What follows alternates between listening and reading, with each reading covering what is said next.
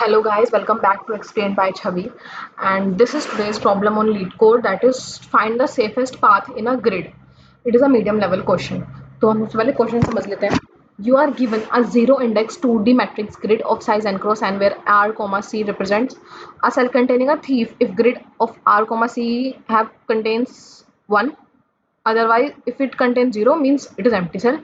You are initially positioned at cell 0,0. In one move, you can move to any adjacent cell in the grid, including cells containing thieves. And the safeness factor of a path on the grid is defined as the minimum Manhattan distance from any cell in the path to any thief in the grid. And return the maximum safeness factor of all paths leading to cell n, n minus 1 and n minus 1. An adjacent cell of a cell R comma C is one of the cell R C plus 1, R C minus 1, R plus 1 C and R minus 1 C if it exists, and the Manhattan distance between two cell A comma B and X comma Y is equal to absolute value of A minus X plus absolute value of B minus Y. Okay तो हमें एक n cross n grid दी हुई है जिसमें कुछ sales में thieves बैठे हुए हैं. 1 का मतलब है कि थीव है और 0 का मतलब है एम्प्टी सेल है. हमें स्टार्ट करना है टॉप लेफ्ट सेल से 0,0 से और पहुंचना है बॉटम राइट सेल n-1 और n-1 तक. हमें 4 डिस्टेंस में मूव कर सकते हैं, up down left and right. अब क्वेश्चन शॉर्टेस्ट पाथ है, मिनिमम मूव्स का नहीं है. यहाँ हमें सेफेस्ट पाथ ढूंढना है. और सेफेस्ट पाथ का मतलब क्या है? पाथ का हर सेल की नियरेस्ट थीव से डिस्टेंस निकालनी पड़ेगी हमें, और उसी पे हमारा डिपेंड करेगा कि हमारा सेफेस्ट स्कोर क्या है. अब हम किसी भी पाथ की सेफनेस फैक्टर उस पाथ के मिनिमम डिस्टेंस की इक्वल होती है. देन हम ऐसा पाथ चूज करना है जिसमें मिनिमम डिस्टेंस सबसे बड़ा हो, और यही हमारा क्वेश्चन है. तो सबसे मेन चीज क्या है कि हमें सबसे पहले हमें हर सेल की नियरेस्ट थीव से हमें डिस्टेंस पता होनी चाहिए. अब ये निकालने के लिए हम यूज कर रहे हैं मल्टी सोर्स बीएफएस. हम नॉर्मल बीएफएस से हम एक सोर्स से स्टार्ट करते हैं, बट यहाँ थीव जो है वो एक से ज़्यादा है, तो हम यहाँ पे मल्टी सोर्स बीएफएस यूज़ करेंगे और हम सारे थीव्स को एक साथ क्यू में डाल देंगे, फिर बीएफएस चलाएंगे. ठीक है. और हर सेल तक जो सबसे पहले डिस्टेंस पहुंचेगा वही नियरेस्ट थीव होगा. इस तरह हमें हर सेल का नियरेस्ट थीव डिस्टेंस मिल जाएगा. देन हम अपना आगे का प्रोसेस कर सकते हैं. फिर हमें क्या करना होगा, हमें मैक्सिमम सेफनेस फैक्टर चाहिए होगा. तो डायरेक्ट कैलकुलेट करना तो बहुत मुश्किल है क्योंकि काफ़ी सारी वैल्यूज़ होंगी, तो हम यूज़ करेंगे बाइनरी सर्च.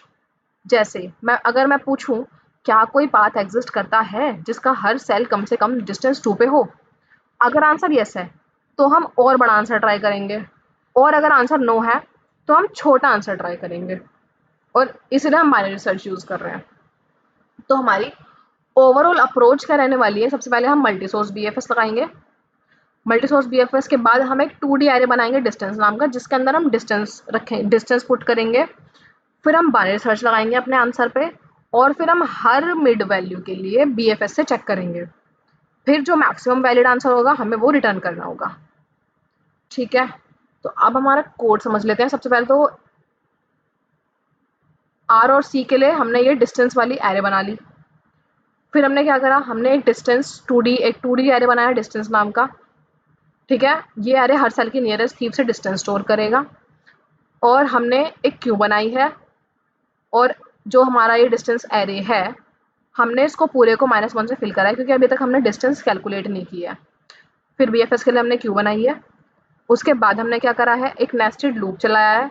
ये नेस्टेड लूप क्या करेगा, जितने भी थीव्स हैं उन सबको क्यू में डाल देगा, और थीव अपने आप से डिस्टेंस 0 पे होता है, तो जो थीव वाला जो डिस्टेंस होगा ना वो ये 0 सेट कर देगा. उसके बाद हमने मल्टी सोर्स बीएफएस चलाई है. अब हमने क्या करा है कि सबसे पहले हमने क्यू का फ्रंट सेल निकाला है.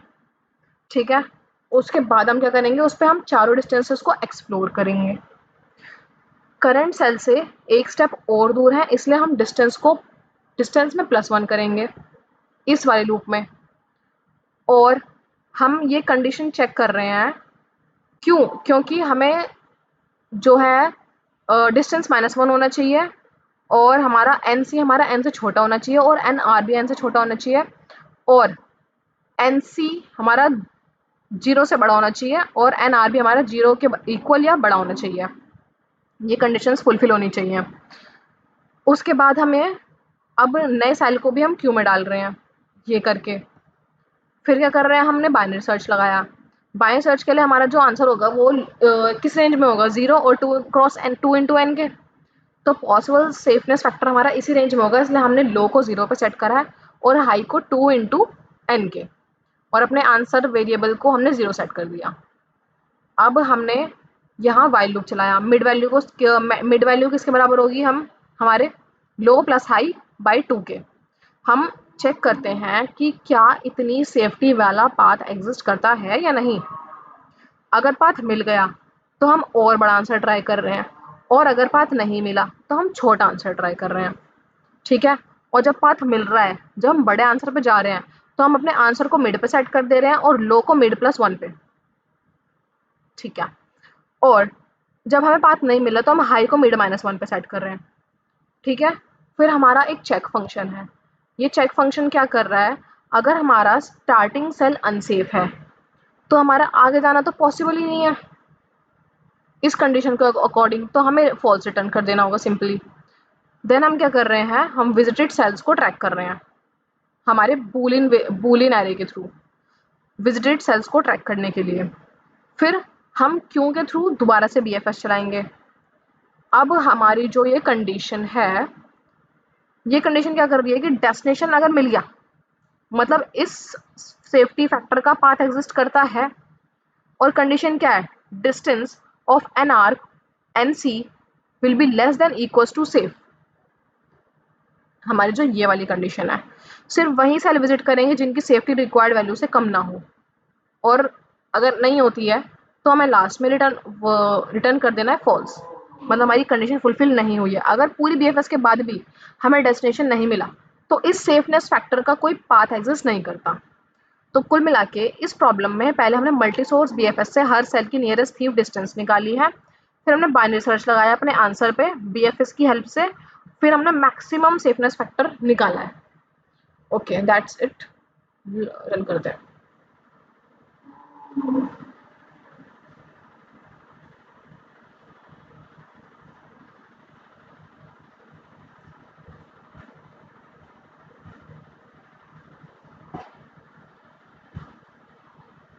अब इस प्रॉब्लम की जो हमारी टाइम कॉम्प्लेक्सिटी होगी वो 3 पार्ट्स में डिवाइड है।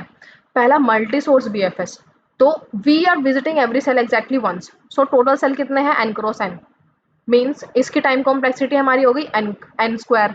मल्टी सोर्स बीएफएस की हमारी बाइनरी सर्च की टाइम कॉम्प्लेक्सिटी है लॉग एन, और हमारा जो बीएफएस लग रहा है बाइनरी सर्च पे वो एन स्क्वायर के बराबर है।